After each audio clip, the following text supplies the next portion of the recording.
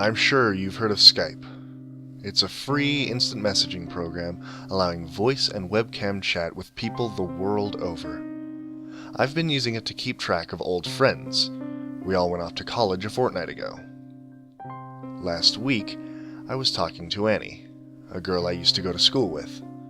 We'd both just moved into our flats, we were both single, and the first semester hadn't begun yet, so we found ourselves with plenty of time to chat. Usually we'd Skype at least once a day. The stuff we talked about isn't hugely interesting. She'd bought new headphones, I'd watched The Princess Bride for the first time. It was just nice to have some familiar company amidst a time of such great upheaval, you know? Anyway, it was a Tuesday morning. I'd been out clubbing the previous night and was pretty groggy and hungover, but I was awoken by the plaintive buzzing of a Skype call. Cursing the fact that I'd left my laptop on and massaging my temples, I stumbled out of bed. Hello?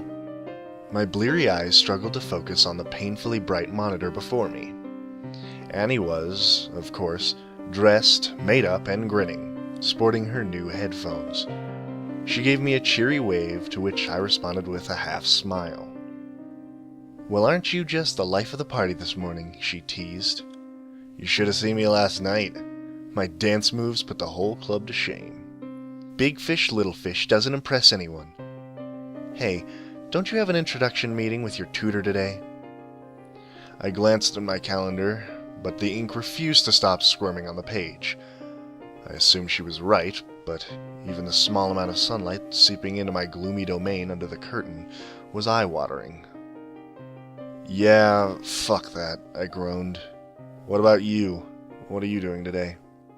Hoping to get a call from Erin. She just took off yesterday during a fire drill. She left a letter on her desk saying she was going home. "Which one's Erin again?" I asked, half serious. You know how it is. Your friends talk about so many people that they just blur together after a while. Annie made an unimpressed face. "My flatmate. She lives across the corridor from me. She just vanished. I mean, it's only been a day, but we were thinking about calling her parents just to check up on her." I shrugged. "Do it. Better safe than sorry, right?" Before she could reply, there came the sudden shrieking of an alarm. Annie said something which was drowned out by the noise, and I covered my ears, wincing. "What did you say?" I asked. She had to shout directly into the microphone. "I said that's the fire alarm. I'd better go outside, or the warden will have a fit and make us do the whole thing again." "What time shall I call back?" I asked, raising my voice as much as my pounding headache would allow. "Don't worry, I'll only be gone for like 5 minutes. I'll just leave Skype on."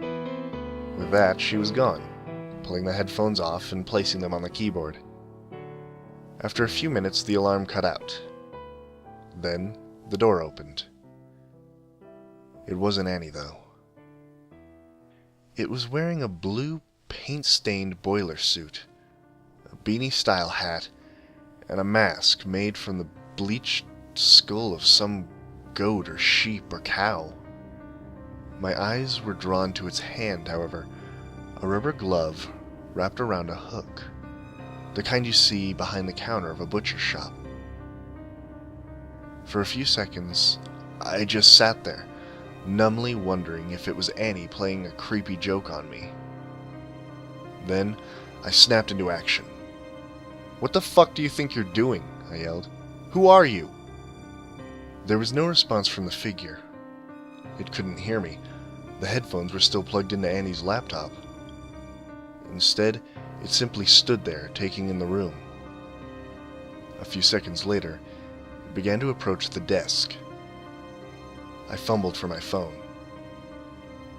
I had to warn Annie. I selected her number from the speed dial, not taking my eyes off the figure on screen. It was peering intently into the camera, eyes glittering behind empty sockets.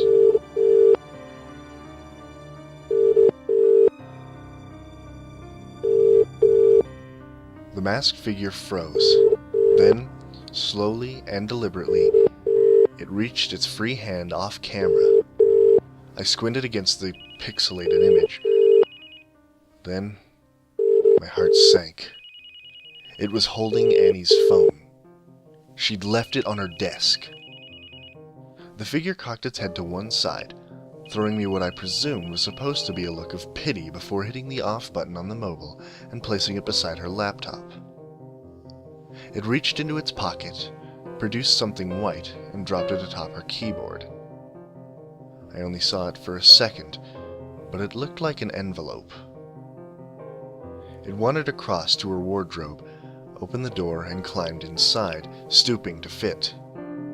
It hesitated as it did so, and turned to look directly at the webcam. The light caught its teeth as though it were flashing me a cruel grin.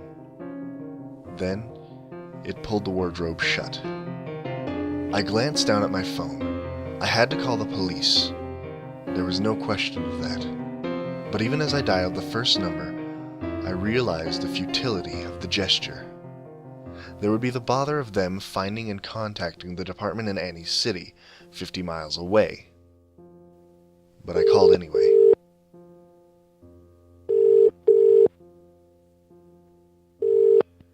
You're through to the emergency services. Which service do you require?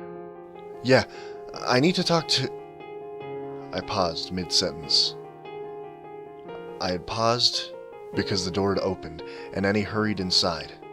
Her hair was wet from the rain, and she smiled as she approached the webcam. I yelled as loud as I could for her to get out and run, and I felt tears pinching the corner of my eyes. Annie didn't hear me. She sat down, picked up the headphones, and began to adjust the strap length. Over her shoulder, the wardrobe door stirred. Hello, sir? Sir, which service do you require? Sir? Sir, are you hurt? Do you need an ambulance? Are you still there? Sir!